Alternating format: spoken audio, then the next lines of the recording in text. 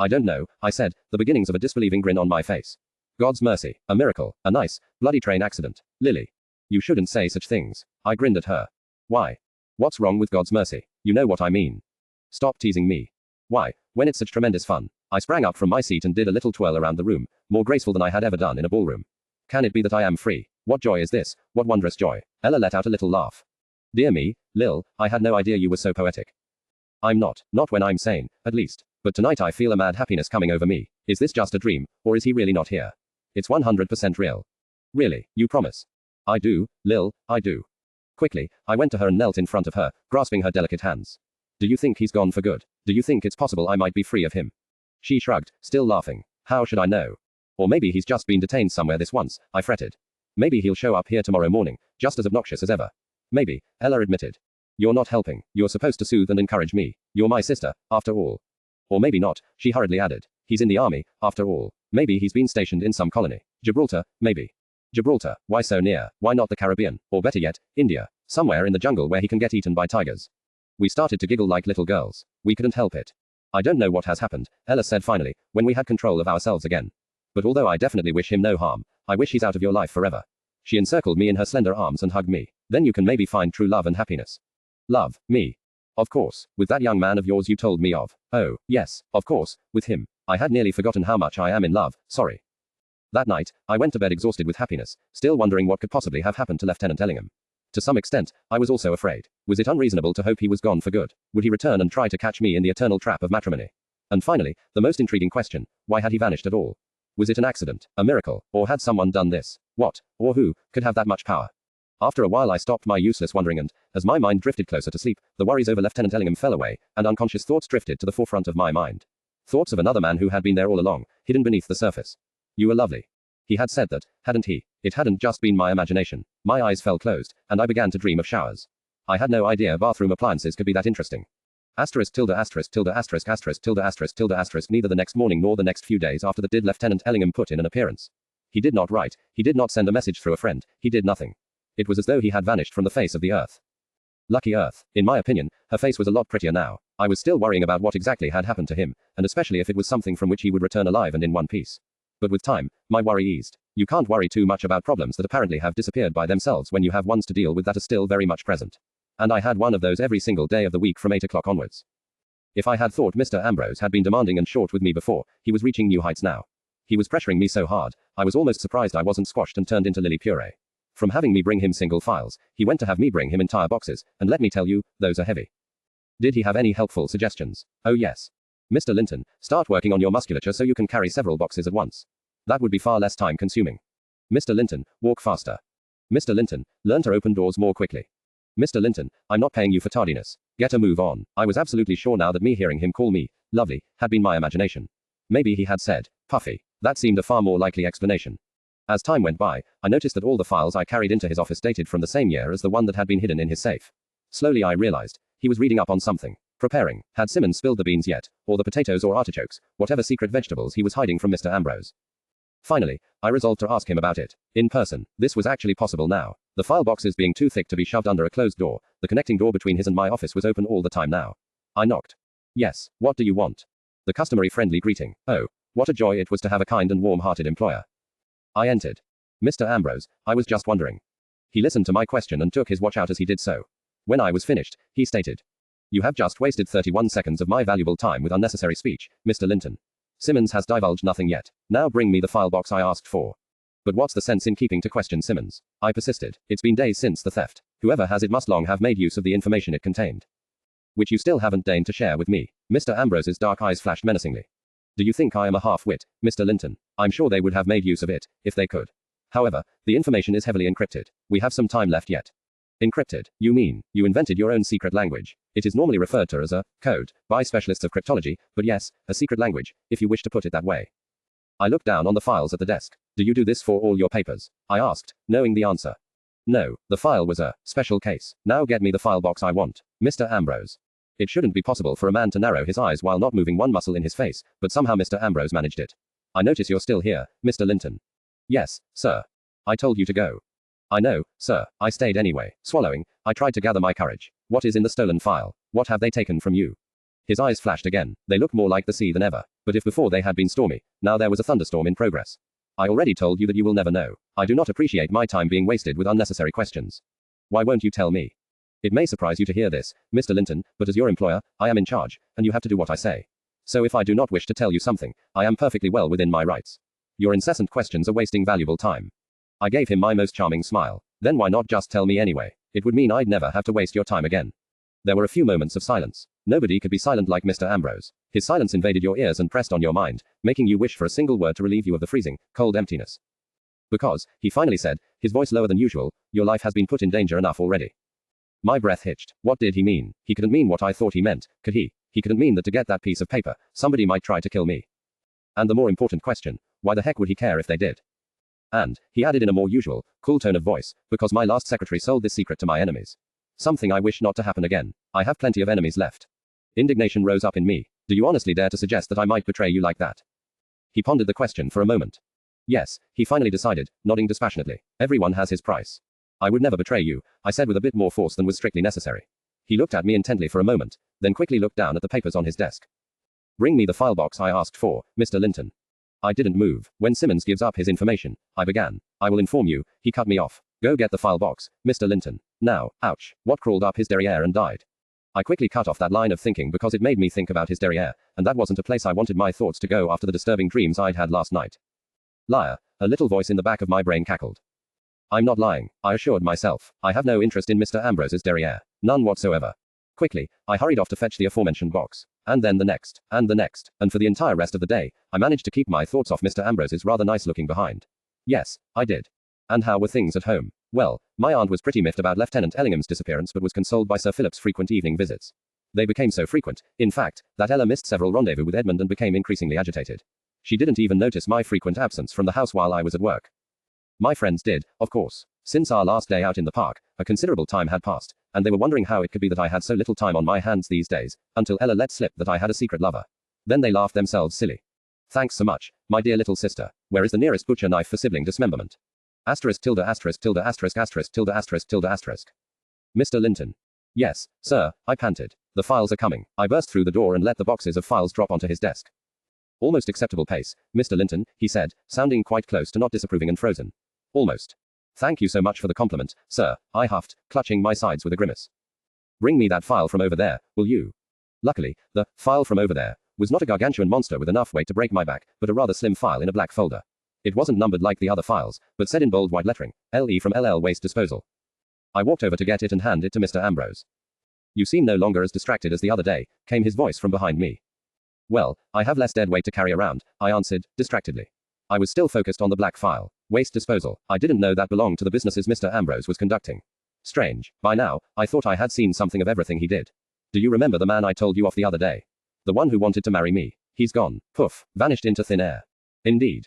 Seizing the file, Mr. Ambrose flipped it open and placed a big, black ink checkmark at the very bottom. For a moment I thought I saw a gleam of triumph in his eyes, but surely I was mistaken. After all, what could be so satisfying about getting rid of garbage? Well, I hope your performance won't be affected like this again. Yes, sir, if you don't mind me asking, sir. Taking back the file, I waved it in the air. Are you expanding your business, sir? I didn't think you were in waste disposal. Are you branching out? No, this was a special case I had to take care of. Definitely a non-recurring venture. He fixed me with his dark eyes and sent a glare at me that was as cold and threatening as an army of banshees and hydras at the North Pole. At least I hope so for your sake, Mr. Linton. For my sake, what the dickens was that supposed to mean? What did I have to do with his waste disposal? Wait a moment, the initials on the file. Before I could let myself think too deeply about those initials, my thoughts were rudely interrupted. Thump, thump, thump, thump. Heavy footsteps of a man running came up the hallway and intruded into the office. We both stared at the door, distracted. A moment later it flew open and Kareem stood in the doorway, panting. Mr. Ambrose, Sahib, he exclaimed, the accent in his deep voice more distinct than usual from his excitement. I have done it. He is ready to confess. Ready to confess it all. Simmons. 1 second Mr. Ambrose sat behind his desk, the next he was on his feet, erect, ready to move. This time there was no mistaking it. There was triumph in his eyes. Let's go, he ordered and was already out the door. Kareem turned and followed, wanting to close the door to the office behind him. I put my foot in between just fast enough.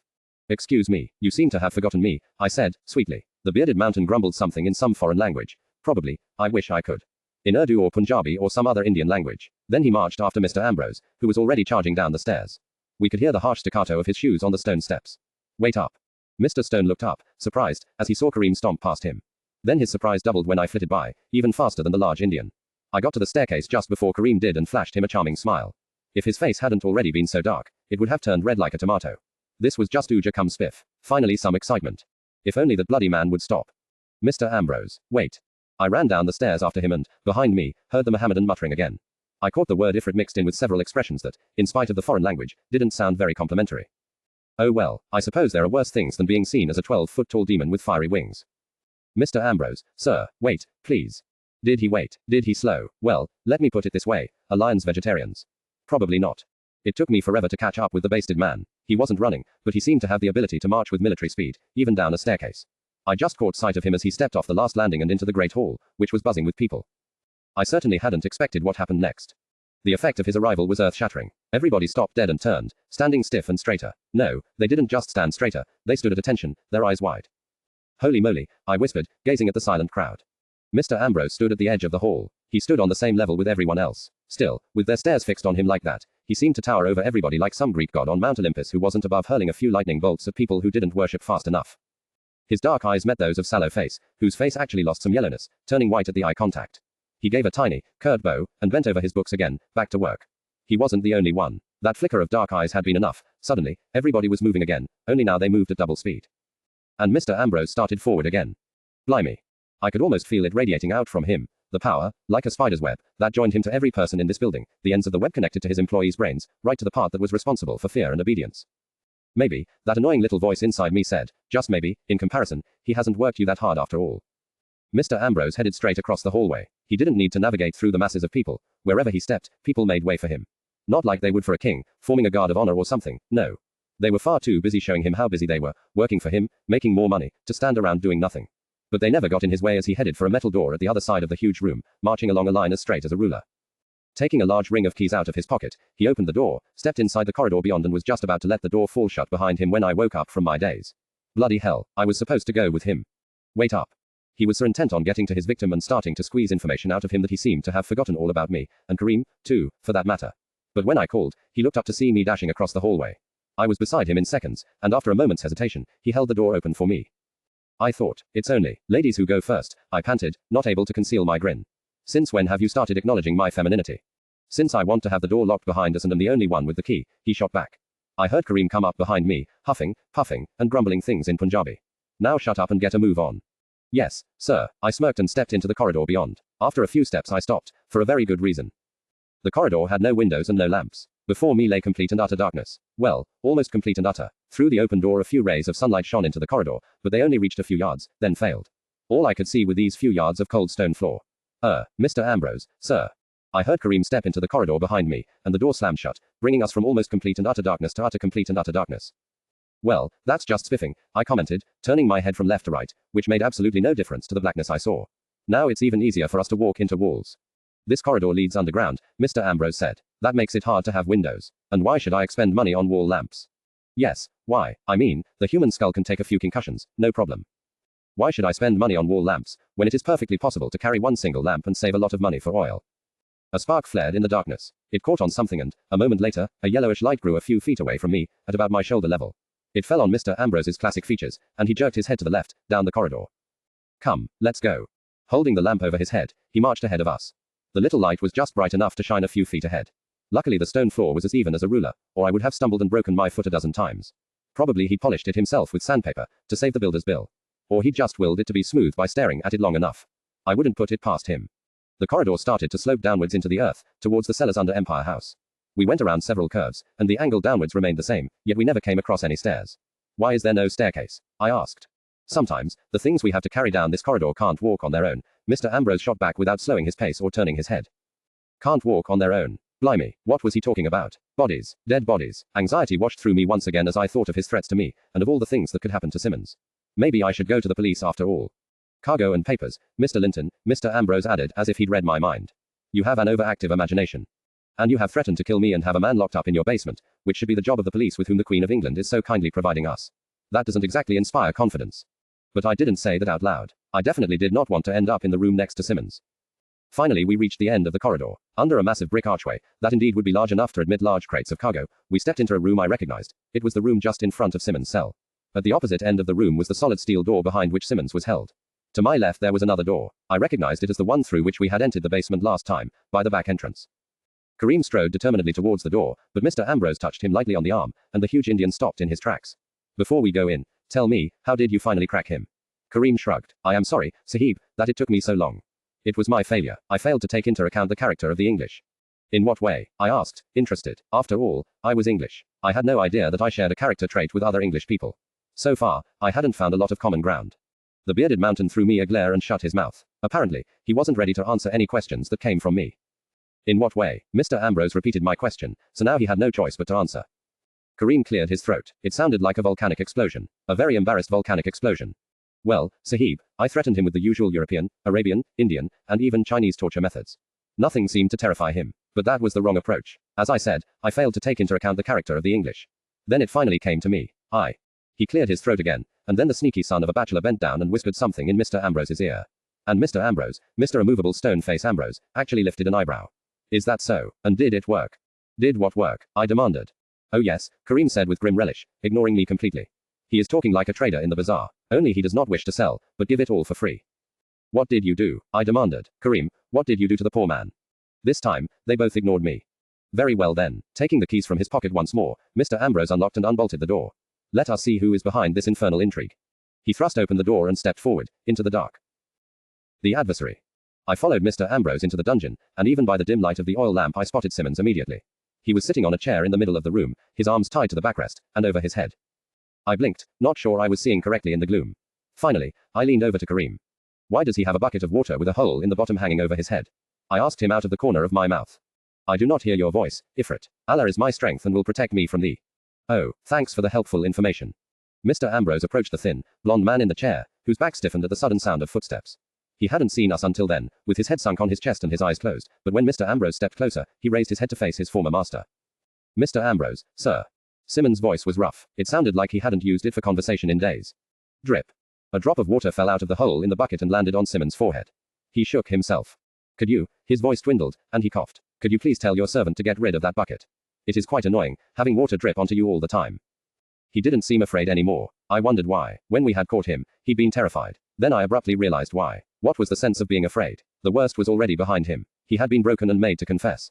Please, Simmons rasped. Please, get rid of the bucket. Mr. Ambrose considered in silence for a moment. Then he made a hand gesture to Kareem. The Indian stepped forward and, with a speed that made me yelp in surprise, whipped his scimitar, 33, out of its sheath, severing the rope that held the bucket. It fell, sloshing water in every direction, and with a resounding thump bounced off Simmons' head, drenching him in cold water. Simmons' face contorted in a grimace. That's not exactly what I meant. It's down, isn't it? Kareem growled. Now start talking, or I'll start doing things with this you'll like even less. He held the point of his scimitar to Simmons' throat. Talk.